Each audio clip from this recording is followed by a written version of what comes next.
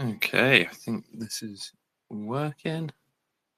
I'm just testing a little bit for the audio record. Hopefully, yeah, that's working. Alrighty. So I think we're just waiting for John Wooten to turn up as a resident open source expert, someone who's been doing a lot of open source work himself with his various efforts, I think more than I'm aware of, to be honest. I'm going to be pretty much the layman in the conversation, but I'm very curious to learn. So just a bit of housekeeping. I'm hosting Taking Stock this week. Chives is away. He's doing a little visit with the family. So I'm taking the host seat for this week, and we've got John Wooten and Fubar here to chime in with their personal knowledge with all things open source. Trying to think for updates for YDRS. I think things are still moving along nicely. We've kind of started lining things up, hopefully for the 5013C, whatever you call it. Hopefully moving into a more official space with YDRS and opening a lot of different avenues for just potential in the future for attending big events and applying for government grants, all sorts of kind of exciting stuff. There we go. I see John's joined. I'll just send him an invite to come up and chat. There he is. How are you doing, John? Good and stellar. Thanks so much for leading it off. And if there's a little echo, I've got the mic on the phone here, and we're just going to be using that in this room. So I will try to keep it as minimal as I can. But as long as everything comes through clearly, that's the goal. Got a couple of people here. The largest factor is going to be Anuha Chalagundla. She's been at the Stellar Development Foundation for just about 3 years now and has done a lot of advocacy and relations work there. She's also an advocate for Major League Hacking. And technically in her past, she's done some development work in law and on messaging standards and was a software engineer at an Australian security firm and JP Morgan. And also did some work coordinating Naval Academy robotics standards and programs. And she has been a really big leader in the community at Stellar, focusing specifically on giving incentives to open source and blockchain projects. She's been an active director in hacking communities and executive governor at children's nonprofits. So definitely someone I think very relevant to this discussion. Welcome, Anuhya. Yeah, hi. I was like, should I join with my Twitter here as well? By all means, feel free. Send over the link here. Yes, I will have to. Share via. But yeah. How are you guys going? What's your handle? ANUXHYA. Great. Well, thank you so much for joining. That's a very pleasant surprise. I love having extra experts on the topic come and chime in with this stuff. As I said just before John joined in, I'm quite the layman when it comes to this stuff. So I'm going to be the average Joe that you can kind of try and explain things to, and hopefully I'll understand. Like I get open source as a concept, and it's an amazing thing to be able to share technology and information like that. It democratizes access to a lot of this stuff. But beyond that, I am a blank slate. So yeah. Please enlighten me. Yeah, absolutely. I mean, I guess let's take a step back here, right? And take a quick, what does open source really mean to you? Vivek, I'm just curious, what is your definition of open source? Or I guess, John, you going to chime in here? I mean, for me, it means kind of coding or any kind of asset that is free to use, almost like public domain for media stuff. It's free for anyone to take and also work on. So I think as well, we've set up a Lemmy instance because it's an open source social media platform that's federated. And yeah, it allows anyone to contribute to the project. So even someone like me could figure out like a patch or something in the code and contribute that. Right. But I have no idea how that's facilitated. So I'm very curious to hear more. Yeah, absolutely. I mean, I think, well, John, what does open source mean to you? I think it's something where a community of unique individuals, maybe not everybody is in the same company, maybe they're even competitors, but they come together to work on a specific tool, specific instance of something that can be a standard across an industry, and everyone contributes together. It's very transparently documented and open for anyone to learn from, to contribute to, and even to copy it and make a whole new thing based. And it's all based on this idea, in my view, of abundance in terms of the code is just code. You know, the developers are the ones behind it, but the code is just product and a public thing that people can use. Yeah, absolutely. Right. And I think going into like open source to me is one of the most empowering things, right? The idea that any developer across the globe can actually contribute to, for example, let's take Stellar, right? You could contribute to Stellar's code base. You're like frustrated with a particular aspect. You're like, I wish this feature existed. Well, you can build it. You're allowed to build it. And in fact, we have many ways to incentivize that kind of development. We'll get a bit more into incentives later on. But the power of open source truly is amazing. And in fact, I used to do a bit of work with Homebrew, if you are familiar with Homebrew at all, right? I'm as a developer. So I remember I contributed not too much to Homebrew, but the fact that I was able to do something to Homebrew is like mind-blowing, right?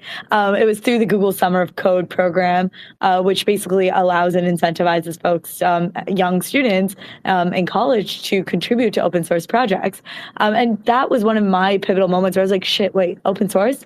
It's awesome. Now, making that decentralized, having the ability to put real world use cases and utility and putting that on chain with Stellar, that's like, dude, I'm living in like my dreamland right now, right? It's awesome. And though I don't necessarily develop as much anymore, I'm not really a developer anymore. I'm more focused on bringing other developers that would be super excited to what I'm doing, or what I once did, and incentivizing them to come and build awesome products with utility on chain at Stellar, right? With Stellar. And so that's what I do. So I help run the Stellar Community Fund with Anka, who runs the community fund herself, and Gemma, and this is my awesome ecosystem growth team. So yeah, other questions in regards to incentives and things like that? I'm happy to answer. So what was your first foray into seeing any kind of incentives around open source development? Obviously, there's the benefit of the public good and the work that you can do on your own and build out features that you want that have a benefit to you, but also benefit to everyone else using the project. Right.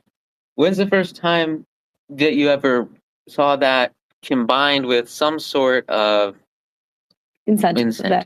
I would say Google Summer of Code was my first incentive and like viewing lens into open source. The program helped me understand that I can be paid to be a summer intern for Google Summer of Code, which I was like, what the heck is that? But actually, Google does this whole open source projects, and same with GitHub, right? So GitHub also had a similar program as such. So these are my main touch points for my entry into open source incentives. After that, I realized that Stellar Community Fund, the fact that we have an entire community fund that encourages open application grant program that basically wants people to build on Stellar and contribute to the open source code base, or to utilize the open source code base and to build awesome projects on top of that, right? So Stellar is another really awesome one for that. But yeah, for the community fund. Thanks, Anu. Yeah. Can you tell us a little more about the Google Summer or some of the GitHub projects? and how exactly that works. You're paid, and are you just working at home on the same project you'd normally be working on? What's that look like from the developer side? Yeah, absolutely. So from the developer side, it was essentially it was in the summer. I was pretty young, I would say, and you apply for the fellowship program, and they look through your application. They're like, "Oh, cool, you had some developer experience. That's awesome." And then you get put with a mentor, and the mentor then helps you understand what you need to build on chain, like on the project that you've gotten assigned to. You get to pick and choose the projects, and then you go from there. So yeah. So how did the mentor help you with your contributions? Yeah. I mean, honestly, validation, right? Like, it's intimidating. Imagine like contributing to Homebrew or like React, right? Like, oh my gosh. or Stellar for that matter. In fact, right? It's very intimidating. You're like, holy shit, this is like a real product. I could break something. I mean, obviously, your PRs aren't going to get accepted if you're going to break something. But point being is, when your PR does get accepted, it's like, holy shit, I just made a PR, right? That kind of moment of like, and this is now a project and a product that others are going to utilize. I mean, it was minor, like nothing even.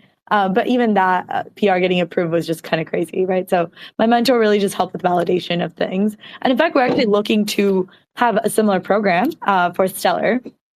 This is the first time you're going to hear about it, and I'm going to preface this for my legal team's sake that this is a hypothetical program that we're currently working on. We're taking that and adopting it to the Stellar ecosystem, right? Where we have all these awesome open source projects building on Stellar, but in fact, what if we're able to open up and incentivize early college students and just folks who want to be builders and contribute to open source, but for Stellar projects, and match them with mentors within our awesome ecosystem, within the community. In fact, John, you could be a mentor and help someone write a couple lines of code and contribute to those open source projects. So we're currently looking to make a fellowship program, like an educational fellowship program out of the Stellar Community Fund eventually. So stay tuned for that. Wow. But yeah, I'm really excited There's for a big announcement. Yeah, that's actually a pretty, it's not an announcement. It's a look at like currently exploring down the track. But yeah, very likely to happen currently. So yeah. Well, you have an incredible and very interesting program with the Stellar incentives based on crypto through Stellar. Mm-hmm. Can you talk me through your own journey?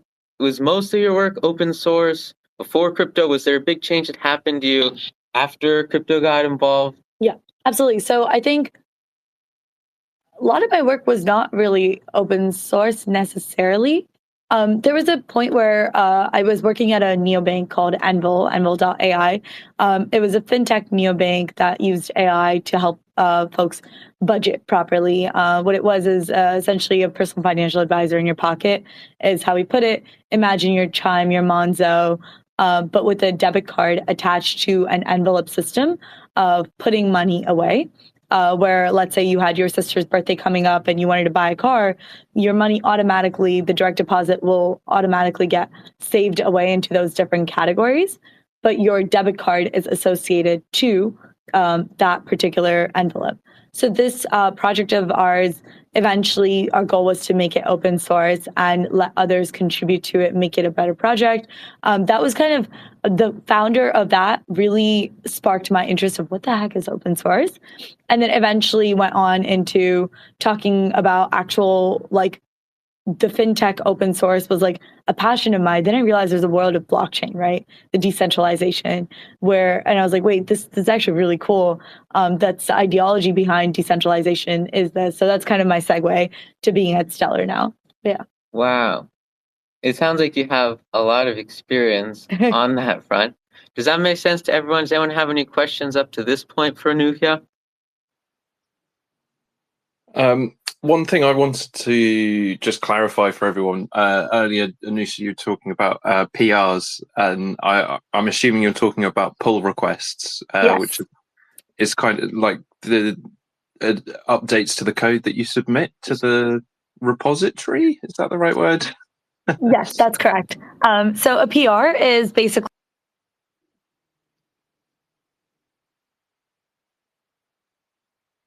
Oh no, I think we've lost them. Just when I was getting my question answered. hopefully, I should reconnect soon. It looks like I'm still connected. I think hopefully everyone can still hear me as well. If you can hear me and you're on your phone, just give us a little emoji.